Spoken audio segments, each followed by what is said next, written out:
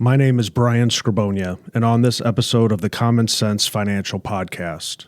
In other words, how do you know if you're winning? When people are measuring how happy and successful they are, their list often goes beyond finances and includes such things as family, friends, faith, fitness, free time, and finances. And while we may all have access to varying amounts of cash, we all have a finite amount of time to achieve our goals.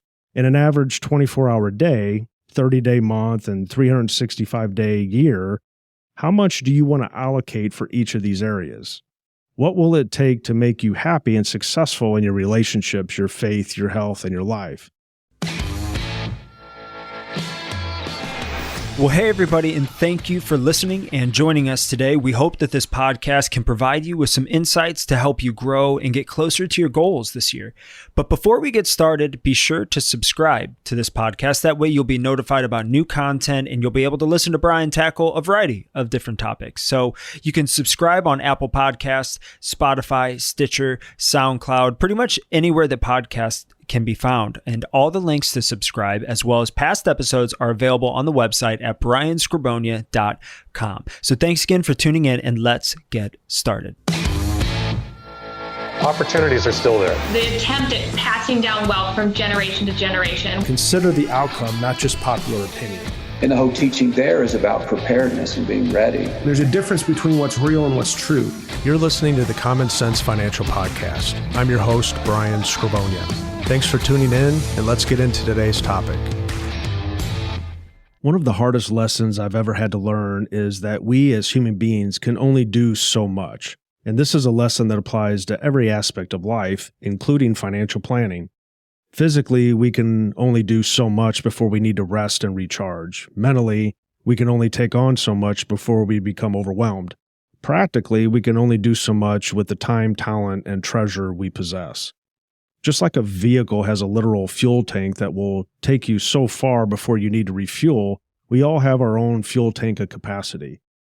How much you can do and how far you can go is entirely dependent on the capacity of that tank. One of the most common missteps people make with their personal finances is simply trying to do too much with their resources. For example, many people want to pay down their debt, save for their children's college, save for retirement, pay off a mortgage, cash flow to fund home improvements, pay cash for vehicles. They want to focus on and tackle everything, and while these things are all great goals, it's simply not practical to try to accomplish all of this at the same time. Most folks just don't have enough resources in their fuel tank to take it all on. It is not only difficult to stretch enough resources across so many tasks all at once, but some of these goals, they can actually work against one another.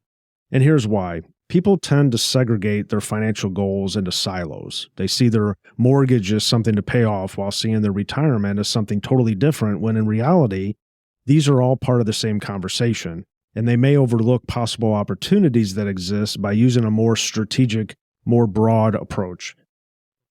There are many reasons for this propensity to oversimplify, but what I know to be true through my years of experience is that people will inherently gravitate towards what's easiest over what is often best. For instance, the idea of paying off a mortgage seems reasonable with all the interest saved on a mortgage, right? But what is often overlooked is the opportunity cost of accelerating the mortgage. The money needed to accelerate the mortgage could be invested over time to create a more favorable result, considering the home will appreciate regardless of whether you have a mortgage. And if you're using your extra resources to accelerate a mortgage, it takes resources away from the other mental silos such as home repairs, kids, college, new vehicles, and when these expenses inevitably come along, the bank often fills the money gap, and then you find more of your resources being absorbed into making payments, and then the problem gets compounded. You see, there's an even bigger picture to all of this, and that is where the opportunity lies. The older I get and the more conversations I have with people, the more I'm convinced that if you truly want to maximize your capabilities, the focus should be on building resources and then creating cash flow from those resources to fund everything. And the reason why I feel so strongly about this is because once you spend money, it's gone forever. The opportunity cost of money spent is the loss of potential income stream in the future. People can make large amounts of money, but if they spend it, even by paying down debt, they will continue to have to create new income to replace it. And when you break this down to the most basic aspect of your entire financial picture, you find that you can do without pretty much everything, but you have to have income. Ideally, passive income, because this is what frees you from having to trade your time for money. If you work for a living, you do your job in exchange for a paycheck. The cash flow from that paycheck supports your lifestyle. Beyond the paycheck, the time you're trading is the most precious resource, not necessarily the money. Your time is irreplaceable. It is in limited supply. So why not reverse the system and figure out a method for trading your money for time? This is where passive income comes in. It fills your income gap, allowing you to free up your time.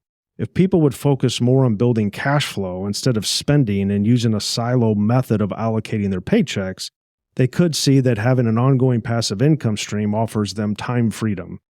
In my experience, I find that people get caught up in their silos and find themselves beholden to their system of working to spend. The truth is that people can live without saving money, and they can live with debt, but they cannot live without cash flow.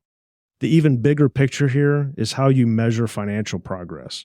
When it comes to determining how you'll use your resources available to you, you should ask yourself, what is the most important metric to track when it comes to wealth and happiness? In other words, how do you know if you're winning? When people are measuring how happy and successful they are, their list often goes beyond finances and includes such things as family, friends, faith, fitness, free time, and finances. And while we may all have access to varying amounts of cash, we all have a finite amount of time to achieve our goals. In an average 24-hour day, 30-day month, and 365-day year, how much do you want to allocate for each of these areas? What will it take to make you happy and successful in your relationships, your faith, your health, and your life? Once you figure this out, you have two options. Option one is try to do everything yourself. If spending hours researching, implementing, learning everything about how to improve your relationships, how to improve your health, how to improve your finances by trial and error sounds fun, then this is the option, obviously. Just be careful, because doing it wrong may cost you more than you'll save by doing it yourself. And while you may excel at one subject or another, it's pretty unlikely that you will ever be as knowledgeable as a counselor, a pastor, a doctor, and financial professional, all knowledge compiled together to make a professional level decision that impacts your life and everyone around you. And furthermore, within each of these areas of expertise, there are a variety of different philosophies, strategies, and tactics you can use. And without the appropriate education, training, context, and experience, it could be difficult, if not impossible, to know which is the best for you. This is especially true when you consider the fact that absolutely none of the advice you'll read, you'll Google search, experiment with ChatGPT, or hear from your friends will be tailored to your unique situation. It is beyond comprehension how anyone could be an expert with everything from preventing disease to building a portfolio. There's just too much at risk, and it's a big deal. Option number two is delegate. In Stephen Covey's book, The 7 Habits of Highly Effective People, he explains that the happiest and most successful people have figured out how to buy more time by relying on professionals with the knowledge and the experience to help them manage their relationships, health, time, and money. It's really quite simple when you think about it. Wouldn't you rather spend $1,000 to pay a lawyer to create a will or draft your power of attorney or set up your trust rather than spend 100 hours trying to do it yourself? Even if you could complete the task for $0, which is highly unlikely, isn't your time worth more than $10 an hour? Plus, wouldn't you rather spend those 100 hours with your family or working in your hobby or working on your health? The people who answer yes to that question understand that paying a professional is an investment rather than an expense that allows them to spend more time doing what they feel passionate about and enjoying the time with people that they want to surround themselves with. In Tom Rath's book, Strength Finder 2.0, he explains that successful people tend to leverage strengths and delegate weaknesses. They spend their time on the things they are good at and want to spend their time on, and they delegate the tasks they can gain more time from by not doing it.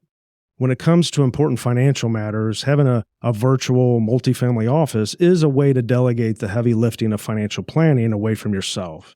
By having a team of professionals navigating the financial complexities of life, you free yourself from having to spend valuable time doing things that someone else could probably do faster and more efficiently, And delegation frees your time and allows you to spend time doing the things that you love.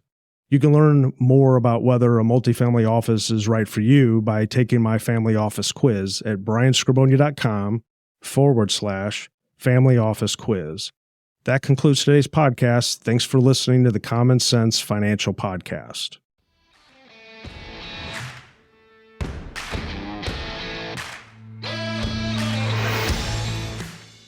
Thanks for listening to today's show. If you liked what you heard, be sure to subscribe on YouTube and Spotify so that you can receive notifications when we release new episodes. I'm Brian Scribonia, and this is the Common Sense Financial Podcast. Well, thank you for listening to the Forbes Top 10 rated Common Sense Financial Podcast. Before you go, I want to encourage you to jump over to brianscribonia.com to access the full archive of blogs and podcasts. And if you want to be the first in line to get new content, you can sign up for free on the Brian Scribonia website as well. If you're not following Brian on all the social channels, we'd love to have you join in on the conversation. Instagram, Facebook, LinkedIn, Twitter, he's there. Lastly, if you've enjoyed listening to today's podcast, or if you have found value in any of our content, help spread the word by sharing our videos, podcasts, and posts wherever you get them. We greatly appreciate it and are glad that you took the time to join us today. Securities offered only by duly registered individuals through Madison Avenue Securities, LLC, member FINRA and SIPC. Advisory services offered only by duly registered individuals through Scribonia Wealth Management, a registered investment advisor. Tax services offered only through Scribonia Tax Consulting.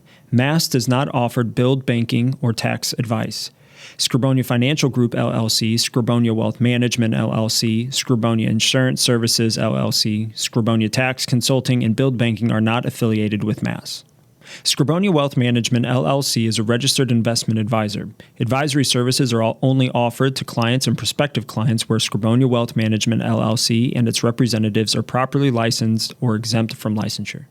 Investing involves risk, including the potential loss of principal. Any references to protection, safety, or lifetime income generally refer to fixed insurance products, never securities or investments. Insurance guarantees are backed by the financial strength and claims-paying ability of the issuing carrier. This podcast is intended for informational purposes only. It is not intended to be used as the sole basis for financial decisions, nor should it be construed as advice designed to meet the particular needs of an individual situation. Billed banking is a DBA of Scribonia Insurance Services, LLC. Benefits and guarantees are based on the claims-paying ability of the insurance company, not FDIC-insured. Results may vary. Any descriptions involving life insurance policies and its use as an alternative form of financing or risk management techniques are provided for illustration purposes only, will not apply in all situations, may not be fully indicative of any present or future investments, and may be changed at the discretion of the insurance carrier, general partner, and/or manager, and are not intended to reflect guarantees on securities performance.